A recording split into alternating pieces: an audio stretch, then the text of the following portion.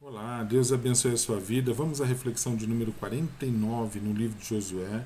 Estamos agora no capítulo 17. A reflexão de hoje trata do versículo 1 ao versículo 11, mas a leitura será feita apenas do versículo 3 e o versículo 4. Essa leitura será realizada na Bíblia NVI.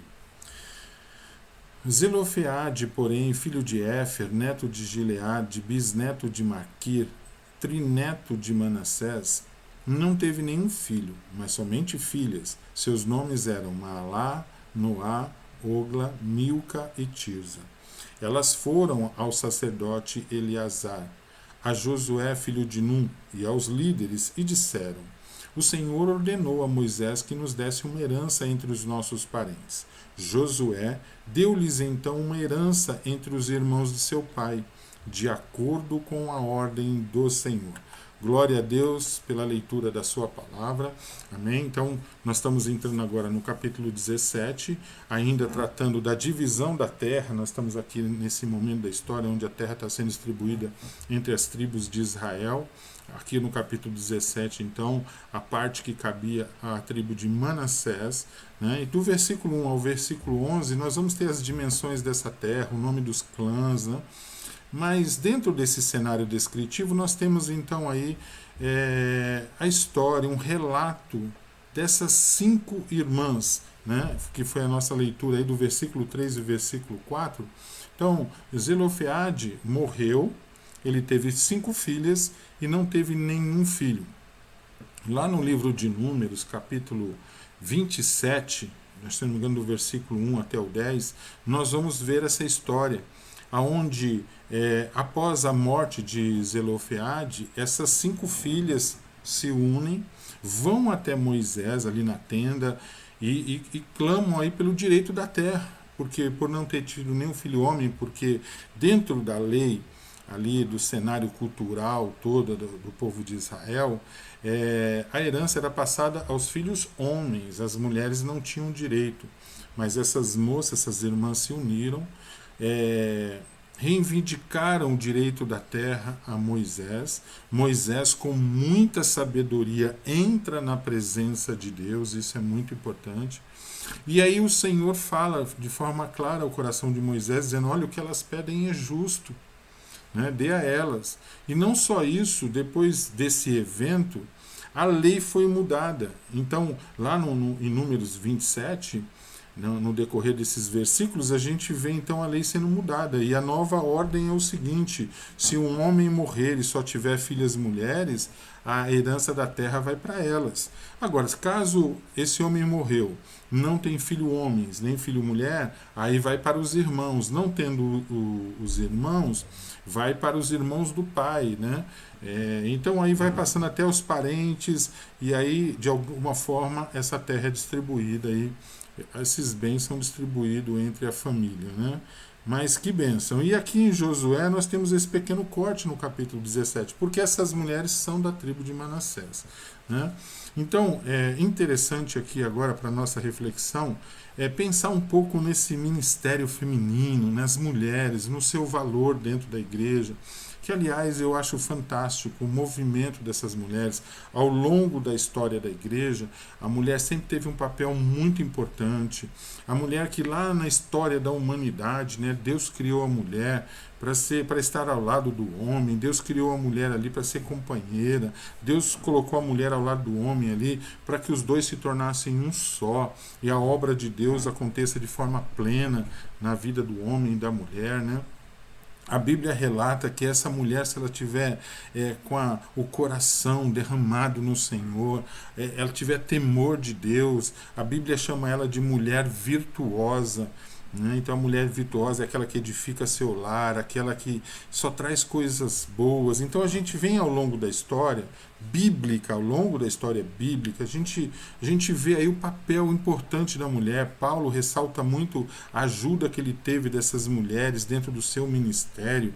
E ao longo da história, a igreja também, graças a Deus, foi reconhecendo isso, porque a igreja vive num cenário agora sem a cultura judaica, sem aquela submissão forte que existe lá na cultura judaica. Então a mulher ela foi desenvolvendo aí vários papéis importantes dentro da igreja, a mulher foi dando a sua contribuição, isso é muito importante. E o texto aqui ressalta pontos importantes aqui para a nossa reflexão.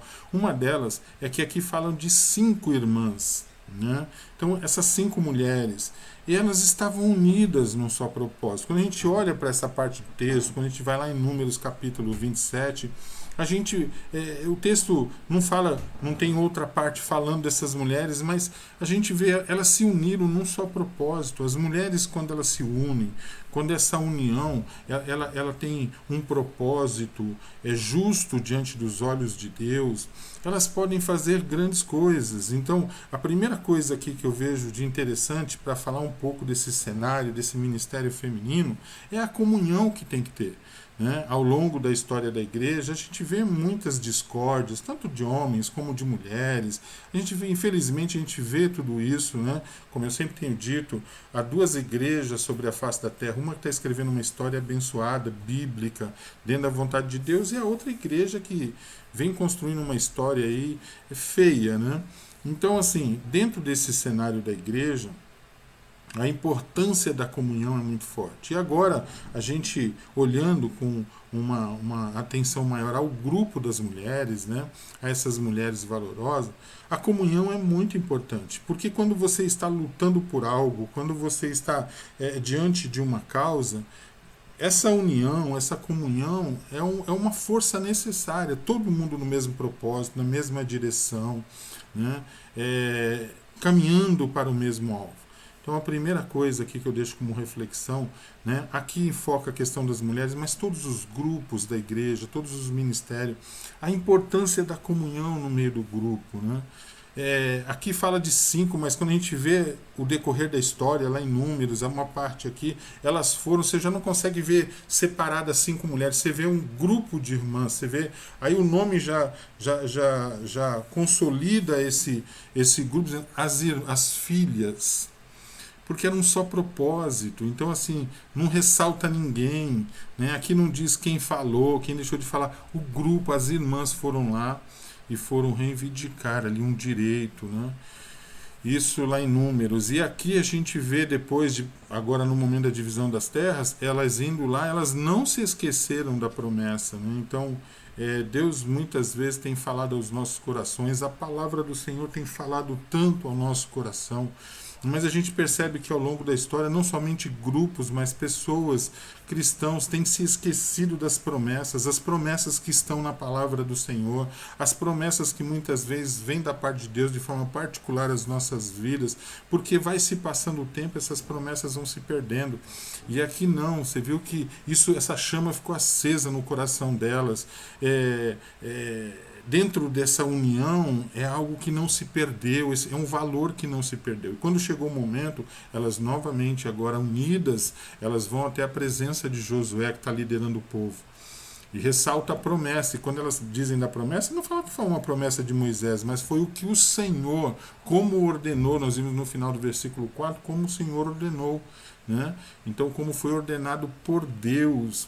E Josué, então, bem inteirado, né? Porque Josué também vem nessa comunhão, ele vem nessa caminhada, sempre colocando na sua frente a palavra do Senhor, sempre colocando o desejo de Deus à frente de cada tomada de decisão. Foi muito fácil. Uniu-se essas 2 coisas, a vontade de Deus e o que elas receberam? Elas receberam aí o direito das terras, né? Entre os clãs ali, os seus parentes, elas ganharam uma parte de terra ali, para poder estar desenvolvendo a família deles, o clã deles ali, delas, né? Isso é tremendo. E aqui a gente vê um propósito de Deus que passa a fazer parte do cenário do povo de Deus. Você viu, aconteceu lá em Números, numa parte da história que para eles naquele momento era o ontem, e aqui, na época que isso aconteceu, que era o tempo presente, aí entra agora um cenário, um novo contexto agora, as mulheres também, as filhas têm direito quando não têm filhos homens, né? O direito passam-se as filhas, elas ganharam esse direito, né? Essa coisa do clamor, essa coisa...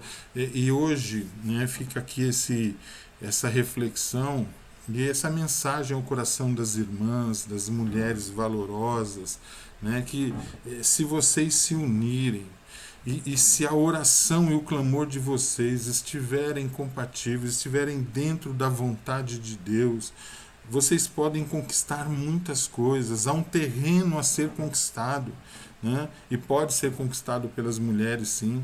Né?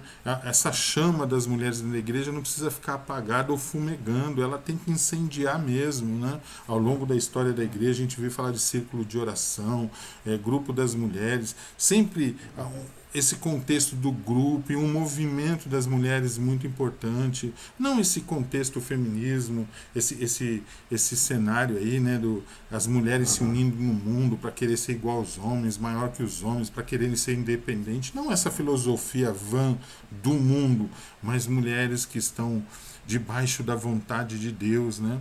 Você vê, quando elas foram lá, o Senhor disse a Moisés, é justo o que elas pedem, está dentro da vontade de Deus. E aí elas ganharam um terreno tremendo. Então, embora pareça um passo das mulheres, é um avanço sim, mas debaixo da permissão de Deus, debaixo do temor de Deus, da unção de Deus, debaixo de toda a submissão que há da parte de Deus sobre a vida da igreja. Então elas estão alinhadas ao propósito de Deus e é tremendo. E por isso eu quis deixar aqui, né, nessa primeira parte aí do capítulo 17, que ressalta a história dessas 5 irmãs. Né? E fica aí para você, irmã valorosa, para vocês, irmãs, né? O grupo das irmãs que hoje se movimentam na igreja.